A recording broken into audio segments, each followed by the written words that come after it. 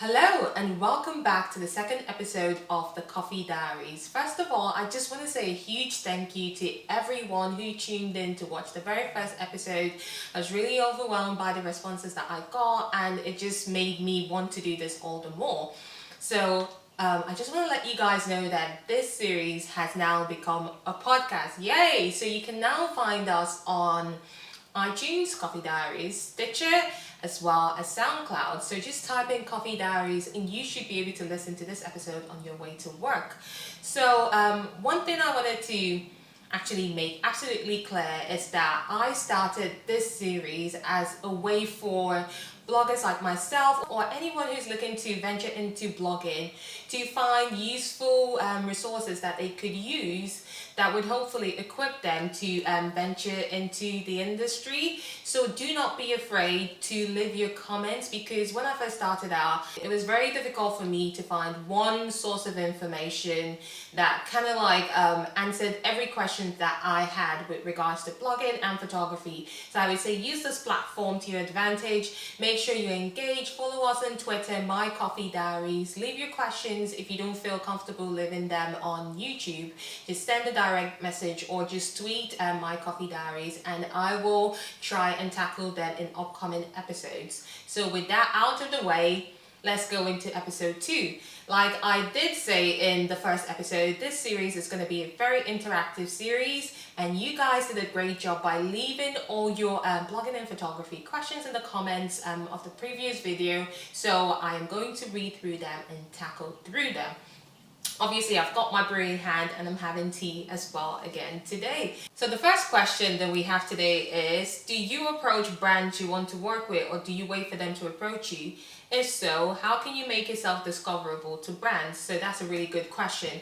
I'd say as a blogger, I have been very lucky in the sense that I haven't done much in the way of approaching brands, but brands that I tend to like have somehow found me and approached me, and I can tell you how they might have found me because this is just me guessing, but I'm pretty sure this is how they found me. What I would say is that hashtags are very, very key. I talked about this in my ebook, The Blogger Photographer. If you haven't grabbed it, I would say grab it because it's a good place to start if you're looking to venture into blogging. So using hashtags, I would say hashtags are a very useful tool. Instagram allows you to use hashtags. From what I've heard in the past, they say 30 is the maximum number of hashtags that you should be using. If not, Instagram is going to class your account as spammy.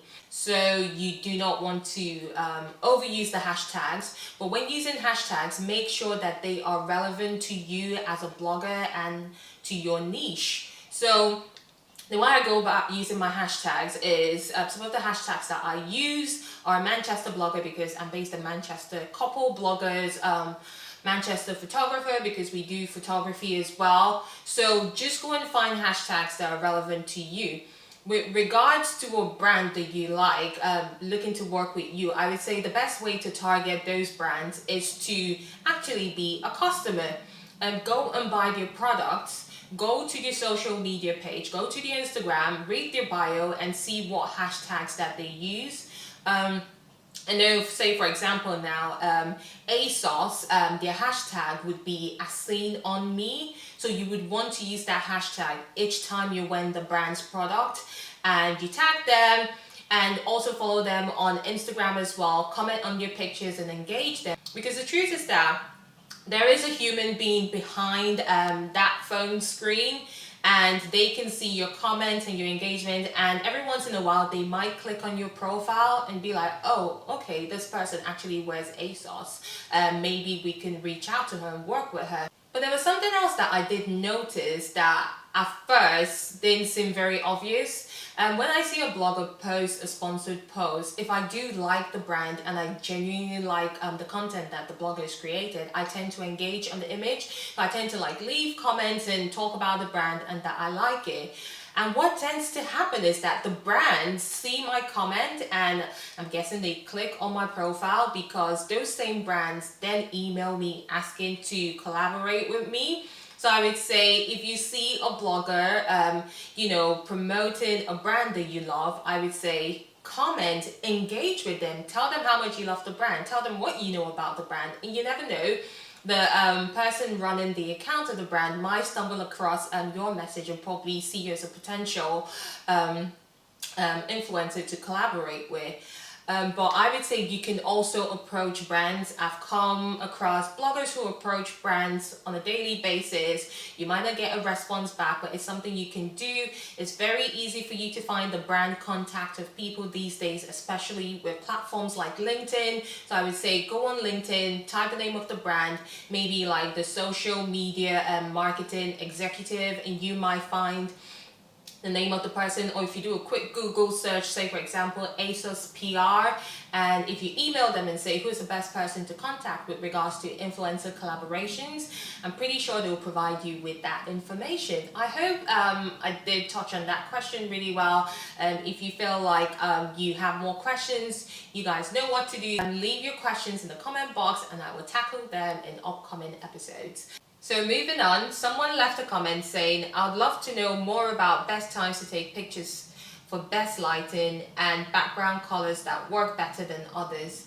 I would say as a photographer, I tend to use natural light to take pictures, especially if you're not very good with understanding lighting, which is something you need to learn about when picking up photography. But it's very easy, it's nothing complicated, trust me.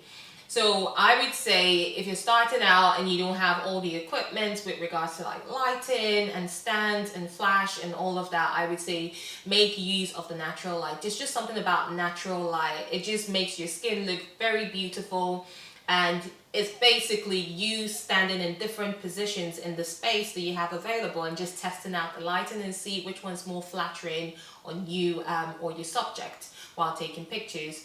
I would say with regards to color palettes, having been a Photoshop user for, I would say, over 3 years, I find it easier to edit pictures when they've been taken on neutral backgrounds, because then you're not dealing with a lot of color that don't really go well together. So I would say neutral colors, but then again, do not limit yourself to just taking pictures around neutral tones, because then it gets boring. With photography, you want to explore everything that you possibly can. That is the only way that you can grow. So I would not say stick to neutral tones, but it's easier to stick to neutral tones and get good results all the time. But it's also good to push yourself, and that way you get to grow and develop your skills as a photographer. I hope that also answers your questions. Moving on to the next question, someone asked, are there any other ways to develop the creative sides? I would say yes, like I just touched upon on the last question, you have to push yourself, you have to go out there and practice, do something, have you guys heard of a saying that says, do something that makes you uncomfortable every single day? It might sound a bit much, but if you can push yourself out of your comfort zone every now and again, only then will you discover the hidden talents that lie within you. So I would say definitely push yourself to do something that is outside the norm of what you do on a regular basis. So that would be a way to kind of like easily develop your creative side. That way, if you find yourself in a situation that you're not used to, you can definitely think on your feet. So the next question is, how did you narrow down what type of photography you wanted to focus on? I was able to narrow down the type of photography I wanted to focus on by actually going out and practicing. I know I might sound like a broken record, but the only way you can see what you're good at or what you're interested in doing is by practicing. So the more I went out shooting and the more I went out trying different stuff, I realized that I wanted to focus more on lifestyle photography. So my lifestyle photography includes fashion, my day-to-day activities, and like going to a coffee shop and just relaxing, going to the library or whatever it is. I just found that it was a lot more easier to capture the moments that were happening during my day than deliberately going out of my way to go and get a landscape shot. But if this is something that you're into, then you have to go and try out different photography rather than just focusing on one type of photography. You have to just explore everything, then find out what you really love and see what you're good at and stick with it. And the final question is, I know you are a self-taught photographer. Apart from going out to practice, did you only focus on YouTube tutorials? I would say at first I heavily focused on YouTube tutorials. One channel that taught me a lot was Flearn. I will link it in the description below, but it's spelled Phlearn. So it's like Photoshop Learn. It's a really good channel, and I will recommend it to anyone trying to learn Photoshop and photography as well. So I used a lot of YouTube tutorials. I'm not gonna lie, 90% of my knowledge came from YouTube and going out to practice. But that being said, I actively do seek photography documentaries, and one that I would definitely recommend, which is absolutely great, especially if you want to be a lifestyle photographer like myself, is a Netflix series called Shoot First, and the photographer behind it is called Harry Benson. He has captured the most amazing images of like icons in a very relaxed way. It's a documentary you do not want to miss. It's one that you will definitely be inspired by, so I would definitely recommend you go watch that documentary. So that's it, guys, for the second episode of Coffee Diaries. Be sure to follow us on Twitter, My Coffee Diaries, and you can also follow me on Twitter, Mossonyi, and on Instagram as well. It's also Mossonyi, and that's spelled Mossonyi.